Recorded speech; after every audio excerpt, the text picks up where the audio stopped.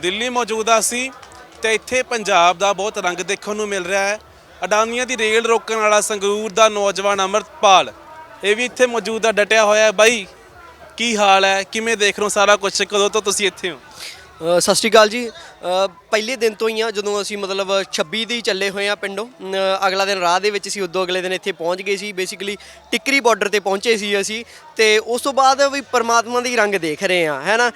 ਸਾਰਿਆਂ ਦੀ estimate fail ਹੋ ਗਏ ਜੋ ਪਹਿਲਾਂ ਸੀਗੇ। ਹੁਣ ਜੋ ਕੁਝ ਹੋ ਰਿਹਾ ਉਹਨਾਂ ਚੀਜ਼ਾਂ ਦੇ ਵਿੱਚ ਵੀ ਮਤਲਬ ਮਾਲਕ ਆਪ ਵਰਤ ਰਿਹਾ। ਬਹੁਤ ਸੋਹਣਾ ਸਾਰਾ ਕੁਝ, ਕੋਈ ਆਰਗੇਨਾਈਜ਼ ਨਹੀਂ ਕਰ ਰਿਹਾ, ਫਿਰ ਵੀ ਵੈਲ ਆਰਗੇਨਾਈਜ਼ ਹੋ ਕੇ ਚੱਲ ਰਿਹਾ ਇਹ ਸਾਰੀਆਂ ਚੀਜ਼ਾਂ। ਤੇ ਬੜਾ ਮਤਲਬ ਇੱਥੇ ਨਾਲ ਲੋਕ ਮਿਲਦੇ ਆ ਜਿਹੜੇ ਪੰਜਾਬ ਦੇ, ਮਤਲਬ ਪਤਾ ਲੱਗਦਾ ਵੀ ਹਾਂ ਸਾਨੂੰ ਜੋ ਚੀਜ਼ ਸਾਡੇ ਬਾਰੇ ਕਹੀ ਜਾਂਦੀ ਸੀ, ਨੌਜਵਾਨਾਂ ਬਾਰੇ ਜਾਂ ਪੰਜਾਬ ਬਾਰੇ, ਤੇ ਉਹ ਉਹਨਾਂ ਦੇ ਵਿੱਚ ਗਲਤ ਗੱਲਾਂ 'ਚ ਸੱਚਾਈ ਨਹੀਂ ਸੀ ਹੈਗੀਆਂ। ਜਿਹੜੀਆਂ ਪੁਰਾਣੀਆਂ ਗੱਲਾਂ ਦੇ ਵਿੱਚ ਸੀ, ਉਹ ਚਾਹੇ ਉਹ ਬਹਾਦਰੀ ਵਾਲੀਆਂ ਹੋਣ, ਚਾਹੇ ਉਹ ਸਮਝਦਾਰੀ ਵਾਲੀਆਂ ਹੋਣ, ਉਹਨਾਂ ਗੱਲਾਂ ਦੇ ਵਿੱਚ ਬਹੁਤ ਸੱਚਾਈ ਸੀ, ਜਿਹੜੀ ਅਸੀਂ ਪ੍ਰਤੱਖ ਵੇਖ ਰਹੇ ਹਾਂ ਹੁਣ ਇੱਥੇ।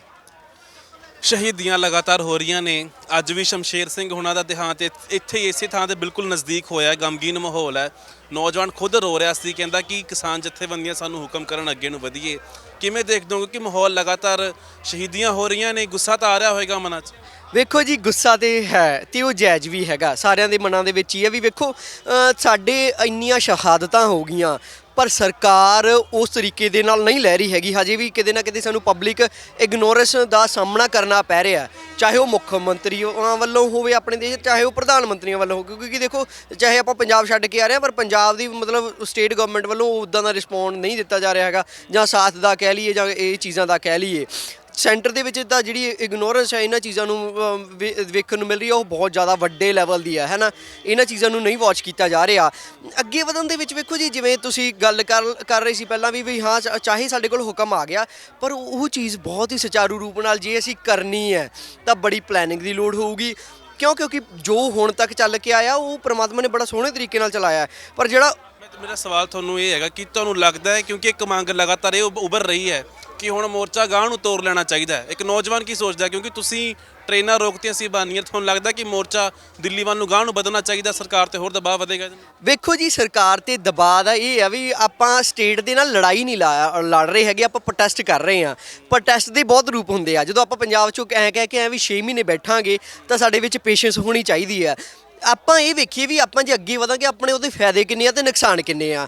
ਉਹਦੇ ਵਿੱਚ ਸ਼ਰਾਰਤੀ ਅਨਸਰ ਵੀ ਵੜ ਜਾਣਗੇ, ਸਰਕਾਰ ਦੇ ਕੋਲ ਹੋਰ ਵੀ ਹੋ ਜੂ, ਸਰਕਾਰ ਕੋਲੇ ਬਹਾਨਾ ਹੋ ਜੂਗਾ ਵੀ ਇਹ ਕਿਉਂਕਿ ਸਰਕਾਰ ਨੇ ਰਾਹ 'ਚ ਅੜਿੱਚਣਾ ਪਾਉਣੀਆਂ, ਤੇ ਆਪਣੇ ਨੌਜਵਾਨਾਂ ਦੇ ਵਿੱਚ ਜੋਸ਼ ਇੰਨਾ ਕੁ ਜ਼ਿਆਦਾ ਉਹ ਅੜਿੱਚਣਾ ਉਹ ਹਟਾਉਣਗੇ, ਤੇ ਉੱਥੇ ਕਨਫਲਿਕਟ ਹੈ, ਉਹ ਸਾਰੀਆਂ ਚੀਜ਼ਾਂ ਹੋਣਗੀਆਂ ਨਾ, ਡਿਸਪਿਊਟ ਕ੍ਰੀਏਟ ਹੋਊਗਾ। ਇਹ ਆਪਾਂ ਕੁਛ ਸਟੈਪ ਲੈ ਰਹੇ ਹਾਂ, ਉਹਦੀ ਸਾਨੂੰ ਕੀ ਕੀਮਤ ਚੁਕਾਉਣੀ ਪਊਗੀ, ਕੀ ਉਹਦਾ ਰਿਵਾਰਡ ਮਿਲੂਗਾ। ਪਹਿਲੇ ਦਿਨ ਤੁਹਾਡੇ 'ਚ ਇੰਨਾ ਜੋਸ਼ ਸੀਗਾ, ਤੁਸੀਂ ਟ੍ਰੇਨਾਂ ਰੋਕ ਕੇ ਐਲਾਨ ਕੀਤਾ ਸੀ। ਆਹ ਅੰਦੋਲਨ ਦੇ ਵਿੱਚ ਹਿੱਸਾ ਲੈ ਕੇ ਮਨ 'ਚ ਇੰਨੀ ਸੂਝ ਕਿਵੇਂ ਆ ਗਈ ਕਿ ਭਾਈ ਇਹ ਅੰਦੋਲਨ ਇੱਥੇ ਰੁਕਣਾ ਚਾਹੀਦਾ ਹੈ, 6-6 ਮਹੀਨੇ 7-7 ਮਹੀਨੇ ਚੱਲਣਾ ਚਾਹੀਦਾ ਹੈ? ਕਿਤੇ ਨਾ ਕਿਤੇ ਉਦੋਂ ਬਹੁਤ ਜੋਸ਼ ਸੀਗਾ, ਹੁਣ ਸਾਰੀਆਂ ਚੀਜ਼ਾਂ ਤੁਹਾਡੇ 'ਤੇ ਅਸਰ ਕਰ ਰਹੀਆਂ ਨੇ, ਦੇਖ ਰਹੇ? ਵੇਖੋ ਜੀ, ਵੈਸੇ ਉਹ ਸਟੈਪ ਵੀ ਹੋਸ਼ ਨਾਲ ਹੀ ਲਿਆ ਗਿਆ ਸੀਗਾ। ਉਹ ਟ੍ਰੇਨ ਰੋਕਣ ਦਾ ਮਕਸਦ ਕੀ ਸੀ ਵੀ ਕਿਤੇ ਕੋਈ ਮਤਲਬ ਰੂਮਰ ਨਾ ਫੈਲੇ। ਅਡਾਨੀਆਂ ਦੀ ਟ੍ਰੇਨ ਜੇ ਚੱਲ ਰਹੀ ਹੈ ਤਾਂ ਉਹ ਗਲਤ ਸੀ ਉਸ ਟਾਈਮ 'ਤੇ। ਉਹਦਾ ਜੇ ਕੋਈ ਨਾਰਮਲ ਵੀਡੀਓ ਪਾ ਕੇ ਪੋਸਟ ਕਰ ਦਿੰਦਾ ਤਾਂ ਉਹਦਾ ਬਹੁਤ ਗਲਤ ਮੈਸੇਜ ਚੱਲਣਾ ਚਾਹੀਦਾ ਸੀ। ਉਹ ਵੀ ਸਮਝ ਪਰਮਾਤਮਾ ਨੇ ਸਮਝ ਦਿੱਤੀ, ਤਾਂ ਉਹ ਸਮਝ ਦੇ ਹਿਸਾਬ 'ਤੇ ਸਟੈਪ ਲਿਆ ਗਿਆ ਸੀ। ਅਤੇ ਮੈਨੂੰ ਐਂ ਲੱਗਦਾ ਵੀ ਅੱਗੇ ਵੀ ਚਾਹੇ ਉਹ 26 ਨੂੰ ਅਸੀਂ ਅੱਗੇ ਜਾਣਾ ਹੋਵੇ ਤਾਂ ਸਮਝ ਤੋਂ ਹੀ ਕੰਮ ਲੈਣਾ ਪਊਗਾ। ਲੜਾਈ ਮਤਲਬ ਜੋਸ਼ ਦੇ ਨਾਲ, ਜਦੋਂ ਹੋਸ਼ ਦਾ ਸੰਮੇਲ ਵਧੀਆ ਹੋਵੇ, ਤਾਲਮੇਲ ਹੋਵੇ, ਉਦੋਂ ਹੀ ਜਿੱਤੀ ਜਾਂਦੀ ਹੁੰਦੀ ਹੈ ਨਾ। ਆਪਣੀ ਕੌਮ ਦੇ ਵਿੱਚ ਹੈਗਾ ਜਿਹੜੀ ਆਪਣੀਆਂ ਪੁਰਾਣੀਆਂ ਜਿਹੜੀਆਂ ਬਹਾਦਰੀ ਦੀਆਂ ਗੱਲਾਂ ਕਰਦੇ ਆ, ਤੇ ਉਹ ਸਾਡੇ ਜਿਹੜੇ ਜੁਝਾਰੂ ਸਿੰਘ ਸੀ ਉਹ ਸਮਝਦਾਰ ਵੀ ਬਹੁਤ ਸੀ। ਜਰਨੈਲ ਆਪਾਂ ਹਰੀ ਸਿੰਘ ਨਲੂਏ ਦੀ ਗੱਲ ਕਰੀਏ ਤਾਂ ਉਹਨਾਂ ਨੂੰ ਦੁਨੀਆ ਦਾ ਸਭ ਤੋਂ ਬਿਹਤਰ ਜਰਨੈਲ ਕਿਹਾ ਗਿਆ ਹੈ। ਉਹ ਹੋਸ਼ ਦੇ ਨਾਲ ਜੋਸ਼ ਦਾ ਸੰਮੇਲ ਸੀ। ਤਾਂ ਬਿਲਕੁਲ ਵੀ ਰੱਖਣਾ ਪੈਣਾ। ਆਖਰੀ ਸਵਾਲ, ਜਿੱਤ ਪੱਕੀ ਨਜ਼ਰ ਆ ਰਹੀ? ਬਿਲਕੁਲ ਜੀ। ਵੇਖੋ, ਜਦੋਂ ਮਤਲਬ ਸੀ ਆਪਾਂ ਜੁਲਾਈ ਦੀ ਗੱਲ ਕਰੀਏ, ਅਗਸਤ ਦੀ, ਜਦੋਂ ਇੰਨੇ ਲੋਕ ਨਹੀਂ ਸੀ ਜੁੜੇ ਪਰਮਾਤਮਾ ਦੀ ਕਿਰਪਾ, ਉਦੋਂ ਵੀ ਵਾਈਬਸ ਆਉਂਦੀਆਂ ਸੀ ਜਿੱਤਾਂਗੇ। ਹੁਣ ਤਾਂ ਖੇਲ ਹੀ ਬਦਲ ਗਿਆ। ਹੁਣ ਤਾਂ ਸਾਡੇ ਨਾਲ 17 ਸਟੇਟਾਂ, ਇਹ ਚੰਗੀਆਂ ਮੈਗਜ਼ੀਨਾਂ, ਚੰਗੇ ਚੈਨਲ ਕਹਿ ਰਹੇ ਆ ਵੀ 17 ਸਟੇਟਾਂ ਦੇ ਵਿੱਚ ਚਿੰਗਾੜੀ ਫੈਲ ਚੁੱਕੀ ਆ। ਤਾਂ ਅਸੀਂ ਜਦੋਂ ਪੰਜਾਬ ਇਕੱਲੇ ਸੀ ਉਦੋਂ ਲੱਗਦਾ ਸੀ ਵੀ ਜਿੱਤਾਂਗੇ, ਹੁਣ ਤਾਂ ਪਰਮਾਤਮਾ ਨੇ ਇੰਨਾ ਕੁਛ ਸਾਨੂੰ ਦੇ ਦਿੱਤਾ ਹੈ ਨਾ। ਜਿੱਤ ਪੱਕੀ ਆ। ਬਹੁਤ ਧੰਨਵਾਦ ਅਮਰਿਤ, ਤੁਸੀਂ ਗੱਲਬਾਤ ਕੀਤੀ। ਸੋ ਸੰਗਰੂਰ ਵਾਲਾ ਨੌਜਵਾਨ ਕਹਿੰਦਾ ਵੀ ਪਰਮਾਤਮਾ ਖੁਦ ਵਰਤ ਰਿਹਾ ਹੈ, ਵਾਹਿਗੁਰੂ ਖੁਦ ਵਰਤ ਰਿਹਾ ਹੈ, ਪ੍ਰਤੱਖ ਹੈ ਇਸ ਅੰਦੋਲਨ ਦੇ ਵਿੱਚ, ਤੇ ਜਿੱਤ ਕਹਿੰਦੇ ਲਗਭਗ ਕਿਸਾਨਾਂ ਦੀ ਪੱਕੀ ਹੈ।